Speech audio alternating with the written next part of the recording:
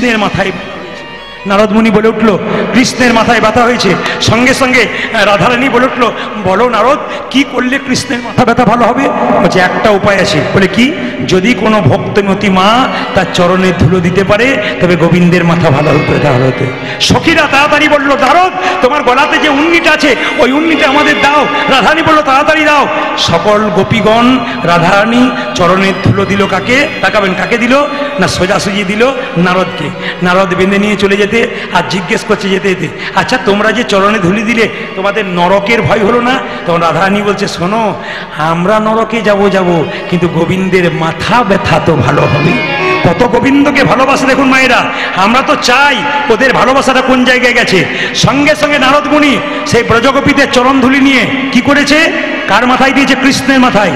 কৃষ্ণের মাথা ব্যথা ভালো হলো। কৃষ্ণ সেই চরণের ধুলি ব্রজগোপীদের রাধারানীর বৃন্দাবনের মাটিতে ছড়িয়ে দিল।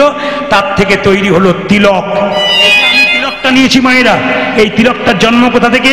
বৃন্দাবনের মাটি থেকে। কার? ব্রজগোপীদের চরণে ধুলো থেকে। তাকাবেন আমার দিকে, এই যে তিলক দেখতে পাচ্ছেন, ডান দিকে একটা দাগ, বাঁ দিকে একটা দাগ, মাঝখানটা ফাঁকা। এই জায়গাটার নাম কি? ডান দিকটার নাম কি? ব্রহ্মা। বাঁ দিকটার নাম কি? মহেশ্বর। মাঝখানে ফাঁকা জায়গাটা কি? বিষ্ণু। তাহলে প্রশ্ন করবেন, এই যে ফোঁটা মতো নাকে নিয়েছি ওটা কি? ওটা কি? তুলসী পাতা। মাইক ডিস্টার্ব করছে ভাই তোমার। তুলসী পাতা। তাকাবেন, এটা কি? তুলসী পাতা। কেন? কৃষ্ণের এই জায়গাটা যদি চরণ হয় তাহলে এই জায়গাটা তুলসী পাতা। তাকাবেন, এই পাতাটা কতটা নেবেন? নাকটাকে 4 ভাগ করলে 3 ভাগ অংশ কিন্তু পাতা নিতে হয়। সবার কাছে নিবেদন রইল, যদি আপনারা মনে করেন যে আপনার মতো তিলক করতে পারবো না, কারণ আমাদের সমাজে একটা নিয়ম আছে, আপনি তিলকমালা করে গেলে আপনাকে ঠাট্টা করার লোকের অভাব হবে না। আমাদের ওখানে একটা মেয়ে 26 বছর তিলকমালা করে, নিরামিষ খাই। পাশের বাড়ির মেয়েগুলো বলে, বাবারে হারাধনের বইয়ে কি ঢং দিদি, ভগবান আগে পেয়ে যাবে বোধ হয়। মানে এটা হাতি চলে বাজার, কুত্তা ভুকে হাজার। হাতি রাস্তা দিয়ে যাবে, কুকুর ঘেউ ঘেউ করবে, হাতি কিন্তু তার দিকে তাকাবে না। কৃষ্ণ ভক্ত কারা? হাতির মতো। নিন্দুক কারা? কুকুরের মতো।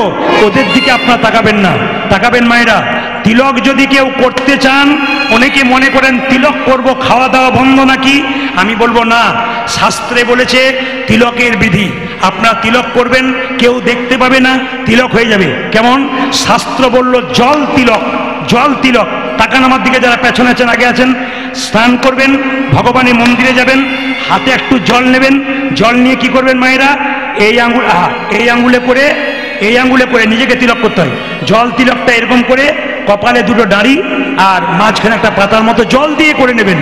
আপনার অজান্তে তিলক হয়ে যাবে, কেউ জানতে পারবে না, কিন্তু তিলক আপনার তিলক হয়ে যাবে। জয় নিতাই, জয় নিতাই। আপনার তিলক হয়ে যাবে। তাকাবেন মায়েরা, কেউ দেখতে পাবে না কিন্তু তিলক হয়ে যাবে।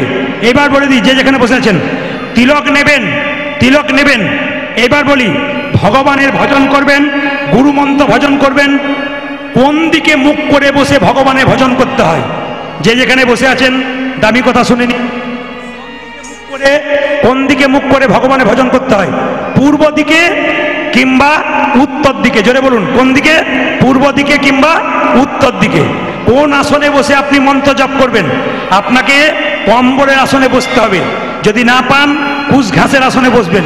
যদি না পান নিচে বসে কোনোদিন মন্ত্র ভজন করবেন না, তাহলে আপনার দুঃখ জন্মাবে। ওই জন্য কিছুর ওপরে বসে আপনাকে মন্ত্র জপ করতে হয়।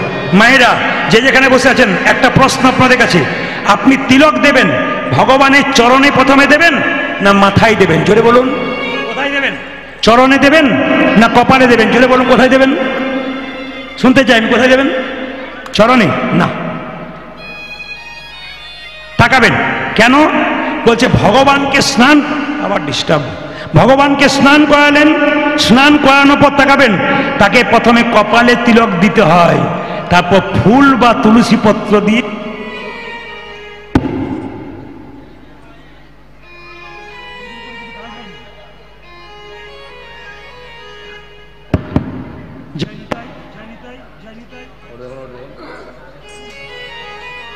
জয় নিতাই, জয় নিতাই।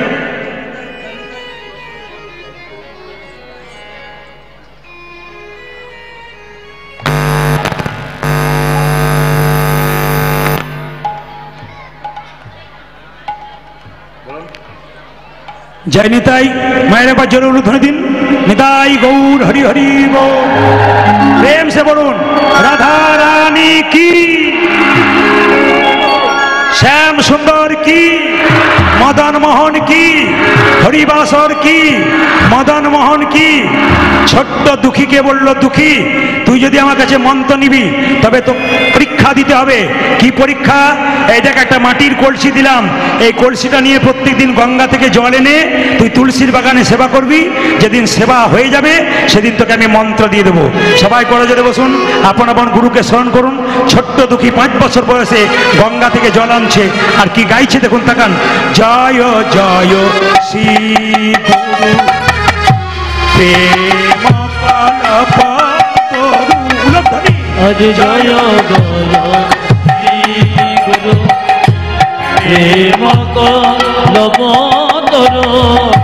জয় জয় শ্রী গুরু প্রেম কলবতর। আজ জয় জয় শ্রী গুরু প্রেম কলবতর। ভূত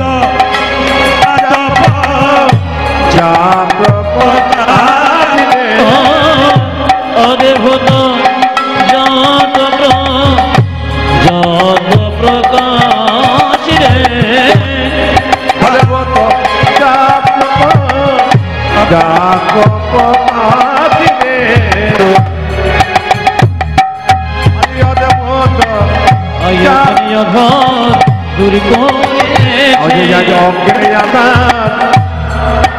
ছেলেরা সবাই তাকিয়ে দেখুন, গোটা গানটাকে নষ্ট করছে।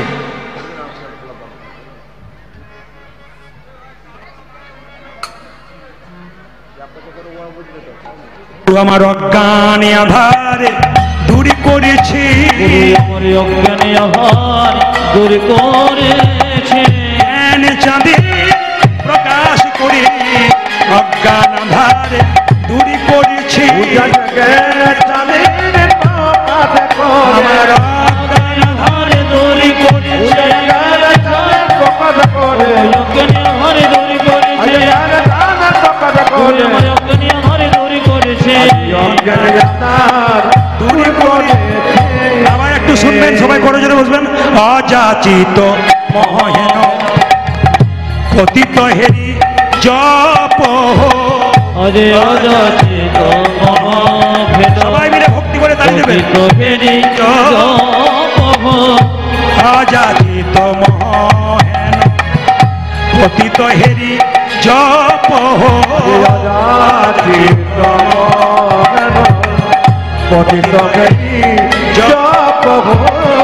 যে সে যে হরি নাম দিয়েছে, হরি নাম দিয়েছে। অযাচিত কৃপা স্বভাবে যে সে যে হরি নাম দিয়েছে। অযাচিত কৃপা স্বভাবে যে সে যে হরি নাম দিয়েছে। হরি নাম দিয়েছে। অযাচিত যে হরি নাম দিয়েছে। যে সে যে হরি নাম দিয়েছে। মায়েরা একবার বলবেন, কত বছর বয়সে দুঃখী বেরিয়ে গেল? জোরে বলুন। 5 বছর। কলসি একটা মাটির হাঁড়ি দিয়েছে, আর সঙ্গে সঙ্গে জল আনতে আনতে মাটির হাঁড়ির ঘষাতে এক সময় তার ছোট্ট ছেলেটার মাথায় দগদগে ঘা হয়ে গেল। ছেলেটা মাথায় পাগড়ি করে যখন জল আনে, তখন তার গুরুদেব হৃদয় চৈতন্য বলল, হ্যাঁ রে দুঃখী, এত সুখে কৃষ্ণ ভজন হয় না, পাগড়ি খোল, পাগড়ি খোল, পাগড়ি খোল। মায়েরা যেই না পাগড়িটা খুলেছে, অমনি দগদগে ঘা, পুঁজ রক্ত। গুরুদেব বলল, হ্যাঁ রে দুঃখী, তুই যেদিন বাবা মাকে ত্যাগ করে আমার কাছে এসেছিস, সেদিন থেকে আমি তোর বাবা, আমি তোর মা, তুই আমাকে বললি না কেন? আমি তোকে চিকিৎসার ব্যবস্থা করতাম, কবিরাজ থেকে চিকিৎসা করাতাম। ছোট্ট দুঃখী বলল, শোনো গুরুদেব, আমি যদি তোমায় বলতাম আমার মাথায় দগদগে ঘা হয়েছে, তুমি না হয় আমাকে চিকিৎসক ডেকে চিকিৎসা করাতে, কিন্তু কি হতো জানো? আমি যে কৃষ্ণ সেবায় বঞ্চিত হতাম। কৃষ্ণ সেবায় বঞ্চিত হতাম।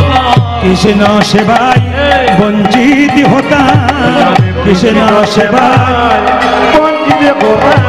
জল আনিতে পারিলে কৃষ্ণ সেবাই বঞ্চিত হতাম। আমি জনম নিতে না পারিলে কৃষ্ণ সেবাই বঞ্চিত ওই আমি জনম নিতে না পারিলে, মানব জনমে বেখায় যেত, নিতে না পারিলে মানব জনমে বেখায় যেত। কৃষ্ণ সেবাই বঞ্চিত। যে যেখানে বসে আছেন মহানিবেশ করে একটু হিসাব করবেন। আমি অঙ্কে কাঁচা। ছোট্ট দুঃখী বলল, যেমন তেমন জন্ম নয়, আমি 84 লক্ষ জনি ভ্রমণ করে এই মানব জন্ম পেলাম। শুধু সে নয়, যারা কীর্তন শুনতে এসছেন সবাই 84 লক্ষ জনি ভ্রমণ করে মানব জন্ম পেয়েছেন। একটু গুনবেন, 20 লক্ষ বার গাছ গাছরা রূপে জন্ম নিলাম। কত রকমের গাছ হতে হতে যেদিন তুলসী বৃক্ষ রূপে জন্ম নিলাম। যেদিনে আমি তুলসী বৃক্ষ রূপে জন্ম নিলাম। শুনবেন বাবারা, 20 লক্ষ বার গাছ গাছেরা রূপে জন্ম নিতে নিতে যেদিন আমি তুলসী বৃক্ষ রূপে জন্ম নিলাম, যেদিন তুলসীর পাতা গোবিন্দের সেবাই লাগলো, যেদিন তুলসীর ডাল কণ্ঠে মালা করে ভক্ত পড়ল, সেদিন গাছ জন্ম থেকে মুক্তি হয়ে গেল। কত হলো? 20 লক্ষ। 9 লক্ষ বার জলে জন্ম নিলাম। কত রকমের জলজন্তু হতে হতে যেদিন শঙ্খ রূপে জন্ম নিলাম। যেদিনে আমি শঙ্কর রূপে জন্ম নিলাম। মায়েদের মুখে মন্দিরে বেজে উঠিলাম। মায়েদের মুখে মন্দিরে বেজে উঠিল। কিছু মনে করবেন না, শঙ্খ আপনার 3 বার বাজান, কিন্তু কারো জানা আছে শঙ্খ কেন 3 বার বাজাবেন? একবার ব্রহ্মাকে স্মরণ করে, একবার বিষ্ণুকে স্মরণ করে, একবার মহেশ্বরকে স্মরণ করে 3 বার শঙ্খ বাজাতে হয়। কৃষ্ণ কুরুক্ষেত্রের যুদ্ধে একটা শঙ্খ বাজিয়েছিল। এই শঙ্খটার নাম পাঞ্চজন্য শঙ্খ। পঞ্চজন নামক অসুরকে মেরে পেয়েছিল। সবাই তাকাবেন, এই শঙ্খ যখন কৃষ্ণ বাজিয়েছিল, অসুরদের স্ত্রীর গর্ভে যে সন্তান, সেই সন্তান শক্তিমান হয়নি, দুর্বল হয়ে গেছিল। আর দেবতাদের স্ত্রী গর্ভের সন্তান আরো সবল হয়ে গেছিল। এর থেকে কি শিখলেন? যত বাড়িতে শঙ্খ বাজাবেন অশুভ শক্তি দূর হবে, শুভ শক্তি আগমন হবে। যদি কেউ বিজ্ঞান নিয়ে পড়েন তাহলে দেখবেন বার্লিন বিশ্ববিদ্যালয়ের বিখ্যাত বিজ্ঞানী তিনি বলেছেন, যদি কারো অ্যাজমা রোগ থাকে, হাঁপানি রোগ থাকে, সে যদি সকাল দুপুর সন্ধে 3 বার করে শঙ্খ বাজাতে পারে, তার অনেকটা কষ্ট দূর হয়। দেখবেন ব্রাহ্মণরা শঙ্খের জল দিয়ে ভগবানকে স্নান করায়, অভিষেক করায়। ব্রাহ্মণরা দেখবেন পুজো করবার সময় দেখবেন শঙ্খের জল দিয়ে কি করে মায়েরা, না ফলের মধ্যে প্রসাদের মধ্যে দেয়। কেন? ক্যালসিয়াম থাকে, জীবাণুগুলো নষ্ট হয়ে যায়। প্রত্যেকটা যুক্তি আছে। তাই সবাই লক্ষ্য করুন, শঙ্খরূপে জন্মে নিলাম, মায়েদের মুখে বেজে উঠলাম, সেদিন থেকে শঙ্খ জন্ম থেকে মুক্তি পেলাম। 20 কত হলো জোরে বলুন? 20 কত হলো? 29। 11 লক্ষ বার পোকা রূপে জন্ম নিলাম। আমি পোকা রূপে জন্ম নিলাম। ফুল থেকে মধু সংগ্রহ করি, সেই মধু যেদিন গোবিন্দের সেবাই লাগালাম, সেবাই লাগালাম। সেই দিন পোকা জন্ম থেকে আমার মুক্তি হয়ে গেল। হয়ে গেল। কি বললাম মায়েরা? কত হলো? 20 29 আর 11 কত হয়? যে বলুন 40। 30 লক্ষ বার পশু কুলে জন্ম নিলাম। কত রকমের পশু হতে হতে যেদিনে গাভী কুলে জন্ম নিলাম। যেদিনে আমি গাভী কুলে জন্ম নিলাম। যেদিনে গাভীর চামড়া দিয়ে শিখল তৈরি হলো। যেদিনে গাভীর চামড়া দিয়ে মহাপ্রভু শিখল তৈরি হলো। যেদিনে গাভীর দুগ্ধ গোবিন্দের সেবাই লাগিল, সেবায় লাগিল। সেই দিনই আমার পশু জন্মে থেকে মুক্তি হয়ে গেল। আমার পশু জন্ম হতে মুক্তি বলে নিন 40 আর 30 কত হলো মায়েরা? 70। 10 লক্ষ বার পক্ষী কুলে জন্ম নিলাম। কত রকমের পক্ষী হতে হতে যেদিন ময়ূর কুলে জন্ম নিলাম। যেদিনে আমি ময়ূর কুলে জন্ম নিলাম। যেদিন গোবিন্দের মাথায় আমি স্থান পেলাম। যেদিনে গোবিন্দের মাথায় আমি স্থান পেলাম। সেদিন আমার পাখি জন্মে থেকে মুক্তি হয়ে গেল। পাখি জন্মের হতে মুক্তি হয়ে গেল। গুনবেন কত হলো? 80। 4 লক্ষ বানরা, অনেক রকমের বানর হতে হতে যদি হনুমান হলাম, রাম ভক্ত, সেই দিন আমি উদ্ধার হয়ে গেলাম, মানব জন্ম পেলাম। বাবা, এতজন বসে বসে সন্ধ্যে থেকে কীর্তন শুনছেন 8টা থেকে, আপনাদের কাছে একটা নিবেদন রইল, মানুষ হয়ে যা করতে পারলাম না, পশুকুলে জন্ম নিয়ে হনুমান তা করলো। কি করলো? হনুমান এক সময় সীতাকে যখন উদ্ধার করলো, সীতা মা আদর করে হনুমানকে একটা মতির মালা দিল। মতির মালাটা নিয়ে হনুমান কি করলো?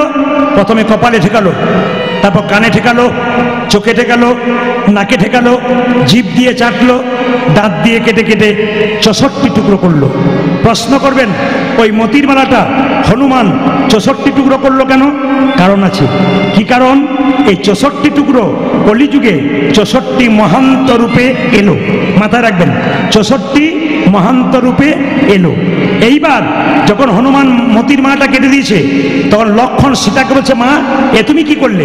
বানরে সপিলে মতি, মতিতে তার নাইকো মতি, অনাসে কাটে তারে দন্তে, শিশু মানে না দেবতাই, মানুষ পুজে তারে জ্ঞানবন্তে। ও মা, হনুমান মতির মালার মানে কি জানবে? কি জন্য দিলে ওকে? বাচ্চা ছেলেকে মন্দিরে শুয়ে দিলে ও মন্দিরে মানে কি বুঝবে? ও তো মন্দিরে পায়খানা প্রস্রাব করে দেবে। বারবার অপমান করছে। অতুল্য ধন তুলসী রে, তুমি যারে তুলসী রে, পুকুরে কি তার মান্য রাখে? তুলসীকে তুমি কত পবিত্র ভাবো, তুলসীর পাতা গোবিন্দ সেবায় লাগাও, পুকুরে প্রস্রাব করে দেয়। কুকুরে কি কোনো মান জানা আছে? ঠিক সেরকম ও তো কুকুরের মতো। হনুমানকে যখন বারবার অপমান করছে, লক্ষণ অপমান করার সঙ্গে সঙ্গে সীতা বলল, হনু সত্যি তোকে লক্ষণ ঠিক বলেছে। বলে কেন? তুই আমার মালাকে দাঁত দিয়ে কেটে কেটে দিবি? ছি, তোর লজ্জা করে না? হনুমান কেঁদে কেঁদে বলল, মা গো, আমি কি তোমার মাকে, তোমার মালাকে কোনোদিনই অপমান করতে পারি? অপমান করতে পারি? প্রথমে তুমি আমায় মালাটা দিলে, ওই মালা কপালে ঠেকালাম কেন জানো? কেন জানো? ওই মালা তো যেমন তেমন মালা নয়, যেমন তেমন মালা নয়, আমার মায়ের দেওয়া প্রেমের মালা, ভালোবাসার মালা বটে। তাই প্রথমে কপালে ঠেকালাম, কানে ঠেকালাম কেন জানো? কেন জানো? এ মালাতে রামে নামে শোনা যায় কিনা দেখিলাম, রামে নামে শোনা যায় কিনা আমি দেখিবার দেখিলাম। এ মালা চোখে ঠেকালাম কেন জানো? কেন জানো? এ মালাতে রামে দেখা যায় কিনা দেখিলাম, দেখিলাম। নাক দিয়ে সুখে সুখে দেখিলাম কেন জানো? কেন জানো? এ মালাতে রাম অঙ্গের গন্ধ পাওয়া যায় কিনা দেখলাম। এ মালা তো যেমন তেমন মালা নয়, দেখলাম যে মালাতে রাম নাম শোনা যায় না, রাম দেখা যায় না, রাম নাম শোনা যায় না, রাম অঙ্গের গন্ধ পাওয়া যায় না, অলঙ্কার নয় কলঙ্কের হার। তাই আমি দাঁত দিয়ে কেটে কেটে ফেলে দিলাম। লক্ষণ তাড়াতাড়ি হনুমানের হাত ধরে ধরে বলে, হনুমান রে, আমি যেমন ভাবে ভগবান ভজনা করেছি, তুই তো তেমন ভাবে ভগবান ভজনা করতে পারিস। আহা, আমি ভেবেছিলাম আমার অহংকার ছিল, রাম আমার দাদা, আমি তার ভাই। হ্যাঁ রে, তুই কি তোর হৃদয় মাঝে রামকে দেখাতে পারবি? হনুমান বলল, দাদা লক্ষণ, তুমি তোমার তীরটা দাও। চেনা লক্ষণ তীরটা দিয়েছে, হনুমান বক্ষ বিদীর্ণ করেছে। দেখা একা রাম নয়, দেখে সীতারামের যুগল মিলন, সীতারামের যুগল মিলন, সীতারামের যুগল মিলন, সীতারামের যুগল মিলন, হনুমানের হৃদয় মাঝে সীতারামের যুগল মিলন। আমার হনুমানের হৃদয় মাঝে সীতারামের যুগল মিলন, হনুমানের হৃদয় মাঝে সীতারামের যুগল মিলন। হনুমানের হৃদয় মাঝে আর কি তারে হৃদয় মাঝে হনুমানের হৃদয় মাঝে আর কি তারে মারিতে মারে হনুমানের হৃদয় মাঝে দেখি সীতারামের যুগল মিলন। তোকে দীক্ষা দেব কি রে? তুই তো দীক্ষা নিয়ে এসেছিস, তবে দুঃখী, তোর নাম তো দুঃখী। আমি তোকে দীক্ষা দিয়ে নাম রাখলাম কৃষ্ণ দাস। তুই বৃন্দাবনে চলে যা। ছোট্ট দুঃখী বৃন্দাবনে যাচ্ছে, সবাই মিলে হাত ওঠান, সবাই হাত ওঠান। একসঙ্গে দুঃখী বৃন্দাবনে যাচ্ছে। যে যেখানে বসে আছেন সুন্দরভাবে হাতগুলো তুলবেন একসঙ্গে, সবাই মিলে। কৃষ্ণ কেশব, কেশব। বাহ! আপনাদের আসরে এত সুন্দর আপনারা বসে আছেন, এত সুন্দর হাত তুলছেন, ধন্যবাদ জানাই আপনাদেরকে, ধন্যবাদ জানাই কমিটিকে। এই ঝিঙ্কি হাটে আসর আরো সুন্দর থেকে সুন্দর হোক। সবাই হাত তুলে একসঙ্গে। কৃষ্ণ কেশব, কেশব, হাত তুলুন। কৃষ্ণ কেশব, কেশব, সুধা মাখা এই নাম হরি, মধু মাখা এই নাম, নাম নাম উলধ্বনি।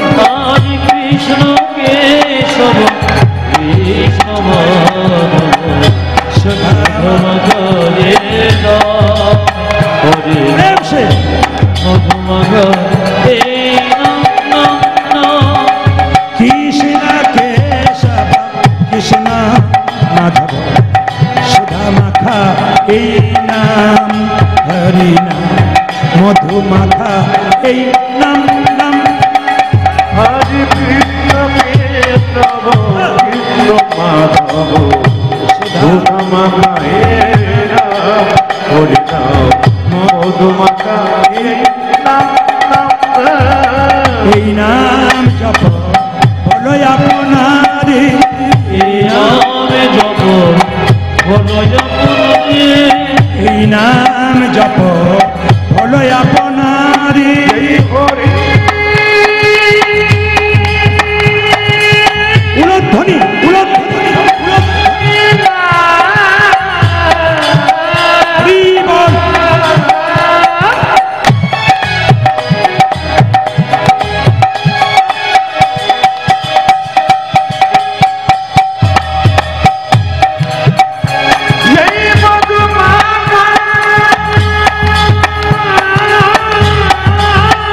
আরে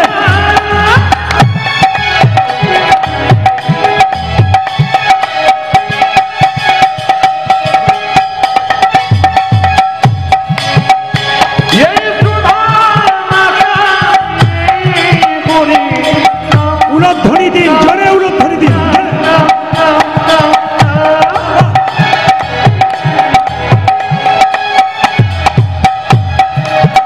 এই নামে দেব করি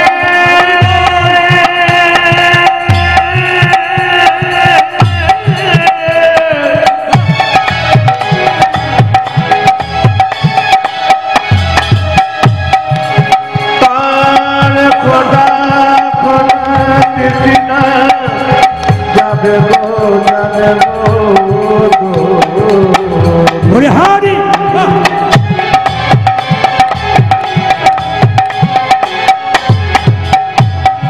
তোমরা যে নামে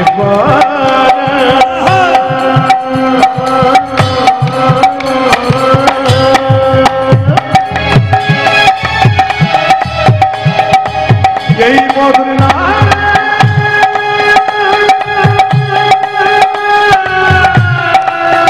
উলধ্বনি উলধ্বনি উলধ্বনি বলে হারি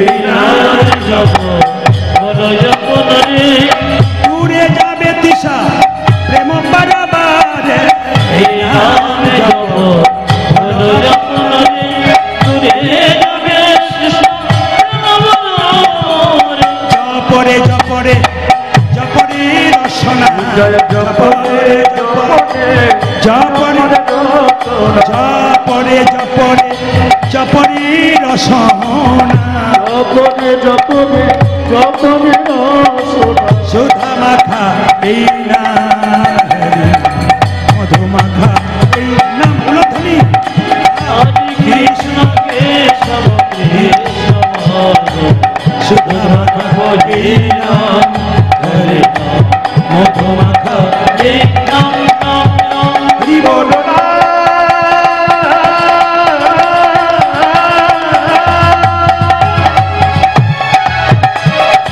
বল কৃষ্ণ